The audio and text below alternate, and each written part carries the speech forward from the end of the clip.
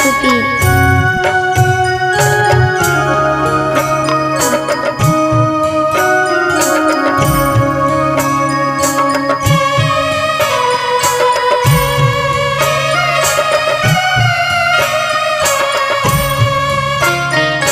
महारे जंगल सो जोगी बड़ आयल, बैसी गेल ऋषि के द्वार गे माई।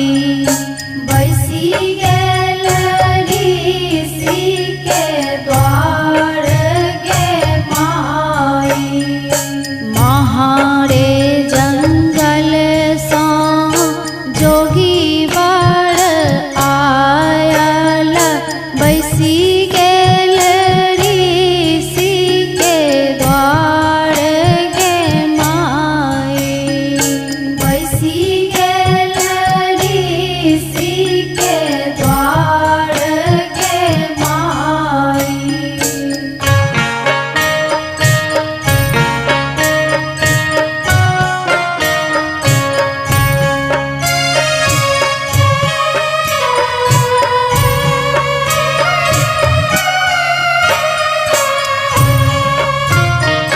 भिक्षु न लई जोगी मुख हुना बोलै, मांगै छथिन गौरी कुमारी गे माई।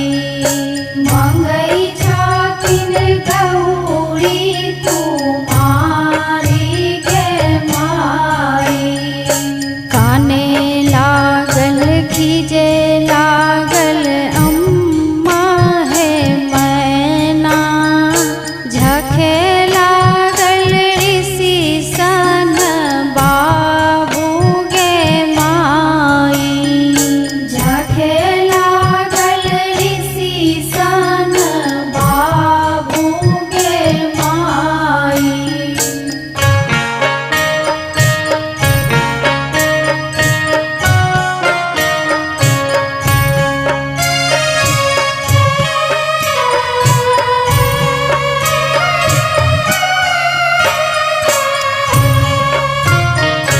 जुनी कानू जुनी खीरू अम्मा हे मैना, जुनी झाखो ऋषि सन बाबू गे माई।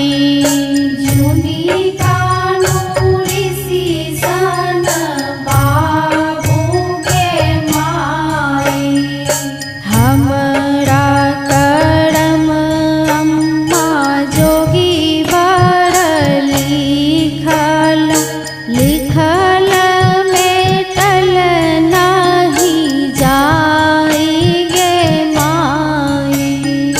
लिखल मेटल नहीं जाई गे माई।